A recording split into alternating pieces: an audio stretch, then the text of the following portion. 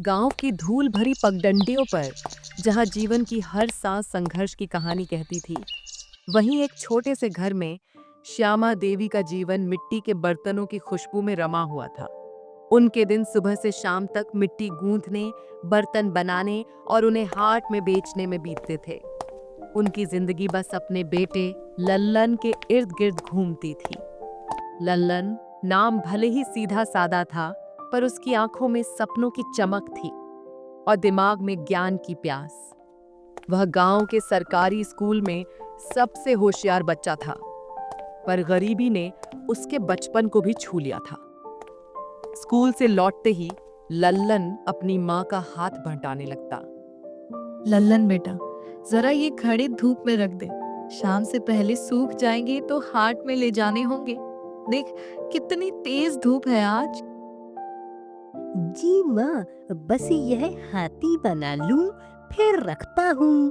देखो यह कितना सुंदर बना है। क्या यह सचमुच भाग सकता है? बहुत सुंदर है बेटा। तू तो हमेशा कुछ न कुछ नया बनाता रहता है। तेरी कल्पना कितनी ऊंची है। काश तुझे बस मिट्टी के साथ ही न रहना पड़े। काश तेरे सपने पूरे हो सके। माँ, मैं बहुत बड़ा आदमी बनूंगा। फिर आपको कोई बर्तन नहीं उठाना पड़ेगा। मैं आपको पक्के घर में रखूंगा, जहाँ हवा भी नहीं आएगी और बारिश भी नहीं होगी। आप रानी की तरह रहोगी। बस तुझे पढ़ते देख लेती हूँ बेटा, तो लगता है तेरे पापा फिर से जी उठे। उनका सपना तू ही पूरा करेगा। मुझे पूरा भरोसा है, तू ही मेरा सहारा है। लल्लन के पिता, जो 1 साल पहले ही लंबी बीमारी से चल बसे थे, हमेशा अपने बेटे को पढ़ा लिखा कर एक बड़ा आदमी बनाने का सपना देखते थे। श्यामा देवी ने उस सपने को अपनी आंखों में बसा लिया था। वही अब उनकी जीने की वजह थी। लेकिन नवागढ़ गांव में सिर्फ मिट्टी और सपनों की खुशबू ही नहीं थी, वहां मुखिया बद्रीलाल जैसे लोग भी थे। बद्रीलाल गांव का सबसे अमीर और अहंकारी व्यक्ति। उसकी बातें अक्सर तीर की तरह चुभती थीं। श्यामा देवी और लल्लन मिट्टी के बर्तनों से भरी टोकरियां सिर पर रखकर हाट की ओर बढ़ रहे थे। उनकी हर चाल में गरीबी और मजबूरी साफ दिखती थी, जो बद्रीलाल के लिए मजाक का जरिया बनती थी। अरे ओ श्यामा, फिर से बेटे को कंधे पर लाद के ले जा रही है क्या? क्या करेगा पढ़ा लिखा के? मिट्टी के बर्तन बेचने वाला कभी अफसर बना है? भेज इसे मेरे खेत पर काम करने, कुछ पैसे तो कमाएगा। और सुन, कल से तू मेरे घर भी आ जाना काम करने के लिए। बहुत गंदगी रहती है मेरे आंगन में। बद्रीलाल की बातें श्यामा देवी के दिल में तीर की तरह चुभती थीं, पर वह चुपचाप सिर झुकाकर सह लेती थीं। उन्हें पता था कि इन तानों का जवाब सिर्फ लल्लन की कामयाबी दे सकती है। उन्होंने कसम खा ली थी, चाहे कुछ भी हो जाए, वह लल्लन की पढ़ाई नहीं रुकने देंगी। देखो तो, लड़का तो अभी से ही तेवर दिखा रहा है। गांव की मिट्टी को क्या समझेगा, जो शहर का पानी पीने चला है। इसे लगता है बस पढ़कर बड़ा आदमी बन जाएगा। श्यामा देवी हर दिन, हर पल लल्लन के भविष्य के लिए जीती थीं, अपनी खुशियों को तिलांजलि देकर। मिट्टी के बर्तनों से जितनी कमाई होती, वह पर्याप्त नहीं थी, लेकिन श्यामा देवी हार मानने वाली नहीं थी। सुबह सुबह लल्लन को स्कूल भेजने के बाद और हाट में बर्तन बेचकर लौटने के बाद वह चुपचाप गांव के कुछ बड़े घरों में झाड़ू पोछा का काम भी करने लगी। यह बात लल्लन को भीतर से कचोटती थी। उसे याद है कैसे एक दोपहर लल्लन अपनी माँ को इतनी मेहनत करते हुए देख रहा था। तभी घर की मालकिन, एक रौबदार महिला, गुस्से में बाहर आती है। अरे श्यामा, ये कैसा पोछा लगाया है? यहाँ अब भी दाग है। कितनी बार कहा है ढंग से काम किया कर। खाना बनाने के लिए भी टाइम लगाएगी क्या? क्या पूरे दिन यहीं बैठी रहेगी? तेरी वजह से मेरा पूरा दिन खराब हो गया। माफ करना मालकिन, मेरी तबीयत आज थोड़ी ठीक नहीं थी। बस 5 मिनट और दे दो, सब साफ हो जाएगा। लल्लन का खून खौल उठता है। उसकी माँ, जो अपने बेटे के लिए इतनी मेहनत करती है, उसे कोई ऐसे कैसे डांट सकता है? उसे अपनी माँ का यूं अपमानित होना बर्दाश्त नहीं होता था। उसके छोटे हाथ मुट्ठी में भींच जाते हैं, आंखों में गर्म आंसू आ जाते हैं। पर वह जानता है कि अगर उसने कुछ कहा तो उसकी माँ का काम छूट जाएगा और उनकी रोटी का एक जरिया बंद हो जाएगा। माँ, आप यह सब क्यों करती हो? मैं नहीं चाहता आप ऐसे किसी की डांट सुनो। यह लोग आपको ऐसे बोलते हैं तो मेरा दिल दुखता है। मैं यह सब और नहीं देख सकता। कोई बात नहीं बेटा, ये तो काम है, ये सब थोड़ी देर का ही है। तू पढ़ लिख कर बड़ा आदमी बन जाएगा तो मुझे कोई काम नहीं करना पड़ेगा। श्यामा देवी का यह त्याग लल्लन के दिल में और गहरा उतर जाता है। वह मन ही मन और भी दृढ़ निश्चय कर लेता है कि उसे अपनी माँ के लिए कुछ करना है, इस गांव की मिट्टी से निकलकर दूर जाना है, ताकि उसकी माँ को कभी ऐसे अपमानित न होना पड़े। बेटा, इन बातों पर ध्यान मत दे। तेरी पढ़ाई ही हमारा सब कुछ है। तुझे पढ़ना है, बहुत आगे जाना है। यही उन सब की बातों का जवाब होगा। मैं समझ गया माँ। मैं आपको कभी शर्मिंदा नहीं होने दूंगा। एक शाम जब श्यामा देवी अपने दिन भर के काम से लौटकर थक कर बैठी थीं, तभी उनके घर के दरवाजे पर स्कूल के हेडमास्टर की आवाज सुनाई दी। अरे श्यामा बहन, घर पर हो क्या?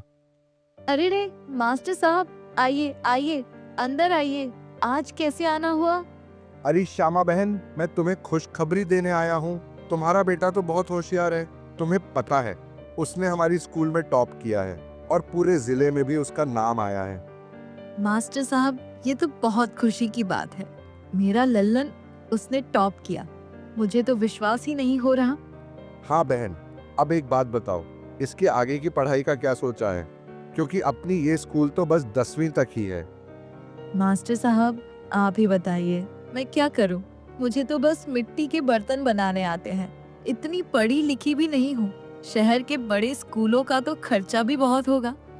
देखो श्यामा बहन, मैं तुम्हारी परेशानी समझता हूँ, लेकिन लल्लन जैसा बच्चा हमें गंवाना नहीं चाहिए। तुम अगर चाहो तो मैं तुम्हारे बेटे का नाम शहर के बड़े स्कूलों में सिफारिश कर सकता हूँ, जहाँ पर उसकी पूरी पढ़ाई का खर्च उठाया जाएगा। उसे स्कॉलरशिप मिलेगी। स्कॉलरशिप? हाँ, लेकिन फिर उसे शहर में ही रहना होगा। वहाँ हॉस्टल में रहकर पढ़ाई करेगा ताकि उसका भविष्य बन सके। हेडमास्टर की बातें सुनकर श्यामा देवी के चेहरे पर पहले चिंता, फिर खुशी और फिर उदासी के भाव एक साथ आते हैं। शहर भेजने का ख्याल उनके दिल को चीर रहा था। लल्लन को स्कॉलरशिप मिलेगी और वो शहर के कॉलेज में पढ़ने जाएगा। हाँ हाँ मास्टर साहब, आप उसका नाम भेज दीजिए। मैं अपने बेटे को अपने से दूर भेज दूंगी, अगर इससे उसका भविष्य बनता है। और यह खबर कि लल्लन शहर पढ़ने जा रहा है पूरे गांव में आग की तरह फैल जाती है। कुछ ही दिनों में लल्लन का फॉर्म मंजूर हो जाता है और उसके शहर जाने का समय आ जाता है। लल्लन खुश था, पर उसकी खुशी में माँ से बिछड़ने का दर्द साफ झलक रहा था। यह एहसास कि वह अपनी माँ को सालों तक नहीं देख पाएगा, उसके दिल को भारी कर रहा था। मैं लौट कर आऊंगा माँ, लौट कर आऊंगा, कुछ बनकर। आपको गर्व होगा मुझ पर। मैं हर दिन आपको याद करूंगा। जा मेरे लाल, जा। मुझे पूरा भरोसा है तुझ पर। अपना ध्यान रखना और कभी अपनी माँ की मिट्टी को मत भूलना। मुझे तेरी वापसी का इंतजार रहेगा। श्यामा देवी ने अपनी सारी उम्मीदें, अपने सारे सपने अपने बेटे के साथ शहर भेज दी। उनकी आंखों में आंसू थे, पर मन में अटूट भरोसा कि एक दिन उनका लाल जरूर लौटेगा, एक नई पहचान के साथ। लल्लन चला जाता है। श्यामा देवी दरवाजे पर खड़ी उसे जाते देखती हैं, जब तक वह आंखों से ओझल नहीं हो जाता। फिर कई साल बीत जाते हैं। 1 साल, 2 साल, 3 साल, लल्लन की कोई खबर नहीं, कोई चिट्ठी नहीं, कोई फोन नहीं। गांव वालों के ताने और भी तीखे हो गए थे। बद्रीलाल को तो जैसे नया बहाना मिल गया था। अरे याद है वो श्यामा का लड़का लल्लन गया था शहर और वहीं मिट्टी हो गया। हमने तो पहले ही कहा था, मिट्टी के बर्तन बेचने वाला कभी अफसर नहीं बनता। हाँ, सुना है उसने शहर में कोई शादी कर ली। माँ को तो भूल ही गया लगता है। कहाँ अब वो अपनी मिट्टी की खुशबू याद करेगा। अरे हो सकता है किसी मुसीबत में फंस गया हो। शहर की दुनिया बड़ी खराब है, कौन जानता है क्या हुआ होगा उसके साथ। गांव में कानाफूसी होने लगी। कुछ ने कहा कि लल्लन ने शहर में शादी कर ली होगी और माँ को भूल गया। कुछ ने कहा कि वह किसी बड़ी मुसीबत में फंस गया होगा। हर किसी की जुबान पर एक ही बात थी, लल्लन गुमनाम हो गया था। लेकिन श्यामा देवी पर इन बातों का कोई असर नहीं होता था। उनका विश्वास अटल था। श्यामा देवी रोज अपने दरवाजे पर आकर आंखों में आंसू लिए खड़ी होकर अपने बेटे का इंतजार करती थीं कि उनका बेटा अब आएगा। तभी उनकी पड़ोसन आती है। श्यामा, अब रहने भी दे, कितने साल हो गए, भूल जाओ उसे। मुझे तो लगता है वो शहर का ही हो गया और तुझे भी भूल गया। अब उस पर उम्मीद रखना बेकार है। नहीं बहन, माँ का दिल कभी झूठ नहीं बोलता। मेरा लल्लन जरूर आएगा। मुझे अपने बेटे पर पूरा भरोसा है। वो आएगा और अपना वादा निभाएगा। वक़्त के साथ नवागढ़ में माहौल थोड़ा बदल गया था। लल्लन के जाने के बाद गांव के मुखिया बद्रीलाल की पकड़ ढीली पड़ने लगी थी और कुछ बाहरी गुंडों ने गांव में अपना दबदबा बनाना शुरू कर दिया था। वे अक्सर छोटे दुकानदारों से हफ्ता वसूली करते, किसानों की जमीन पर कब्जा करते और महिलाओं को परेशान करते थे। अबे ओ, क्या हुआ? आज माल नहीं बिका क्या तेरा? हमारा हफ्ता कहाँ है? सुना है तू आजकल नाटक बहुत करता है साले। अरे भाई साहब, सुबह से बोहनी भी नहीं हुई तो मैं क्या दूं आपको? आप शाम को आइए ना।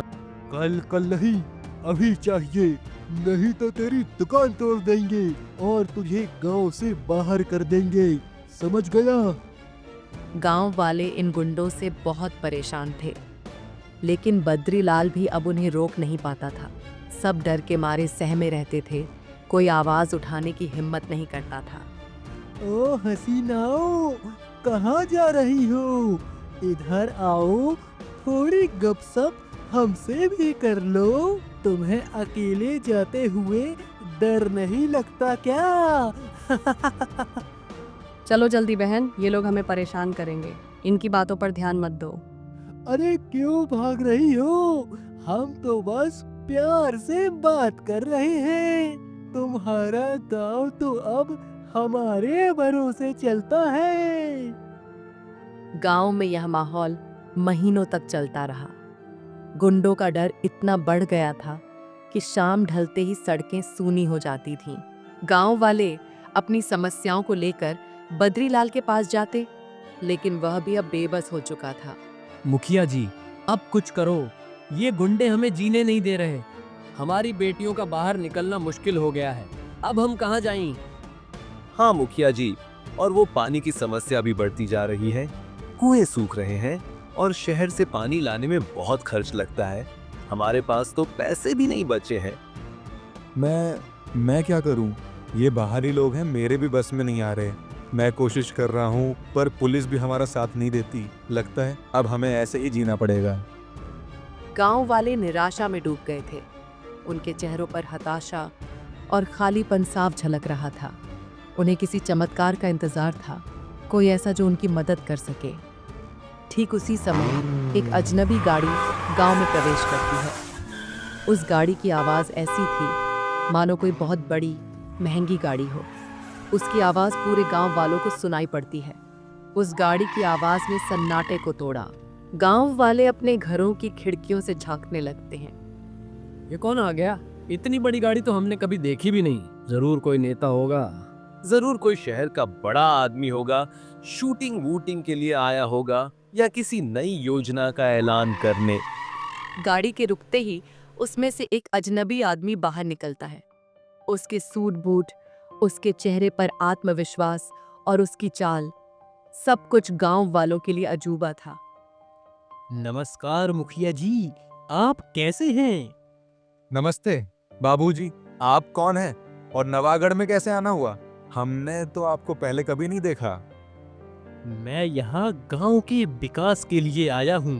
मैं इस गांव में एक आधुनिक स्कूल हर घर तक साफ पानी पहुंचाने की व्यवस्था और गांव की सड़कों को पक्का बनवाने की बात करने आया हूँ। मुझे लगता है इस गांव को बहुत कुछ मिला नहीं है। स्कूल, पानी, सड़क, ये तो हमारे सपने हैं। क्या ये सब सच हो सकता है? तभी यह बात श्यामा देवी को भी पता चलती है। उनकी पड़ोसन भागते हुए उनके घर आती है। अरे श्यामा बहन चल, देख शहर से एक बड़ा आदमी आया है। वो हम सबकी गरीबी दूर करने की बात कर रहा है। चल तू भी, शायद वो कुछ पैसे दे दे हमें या कोई मदद मिल जाए। श्यामा देवी का दिल जोर से धड़क रहा था। एक अनजाना सा एहसास उन्हें उस चौराहे की ओर खींच रहा था। श्यामा देवी और उनकी पड़ोसन गांव के चौपाल की तरफ आने लगते हैं। बाबूजी, आप कौन हैं? गांव से ऐसा क्या रिश्ता है आपका? आप तो हमें अजनबी लगते हैं। मुखिया जी, मैं याद नहीं किया आपको। गांव वाले उत्सुकता से उस अजनबी को देखते हैं। श्यामा देवी भी अब भीड़ में आ खड़ी होती हैं। उनकी आंखें उस अजनबी पर टिकी हैं। उनके दिल में एक अजीब सी हलचल है। मेरा नाम डॉक्टर ललित है। मैं यहीं का हूँ। मेरी माँ श्यामा देवी मिट्टी के बर्तन बेचा करती थी।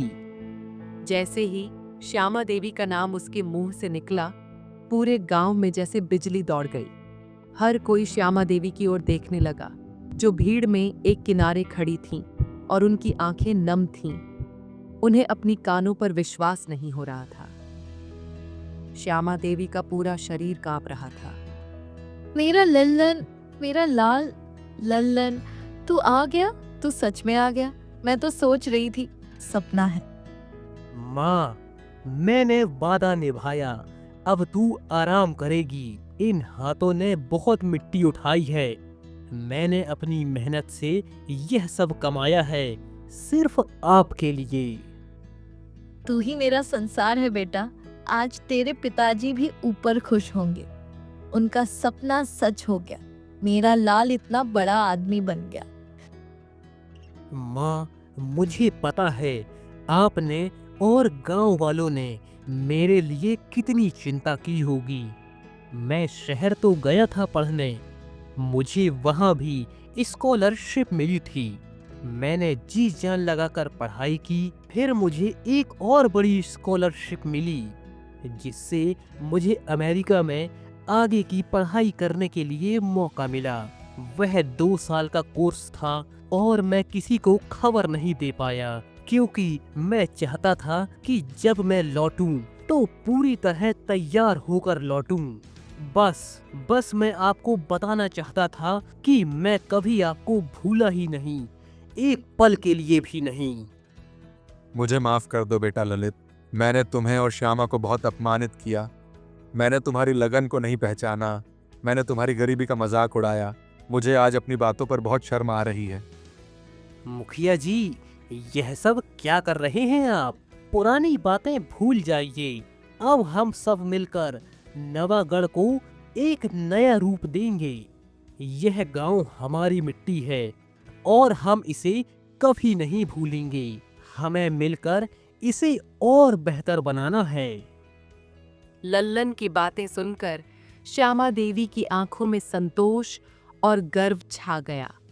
उन्हें समझ आ गया कि उनका बेटा कितनी दूर तक निकल आया था और क्यों उसकी कोई खबर नहीं मिल पा रही थी। गांव वाले भी लल्लन की कहानी सुनकर हैरान थे। उनके मन में अब सम्मान और गर्व था। अगले कुछ महीनों में नवागढ़ गांव की तस्वीर पूरी तरह बदल गई।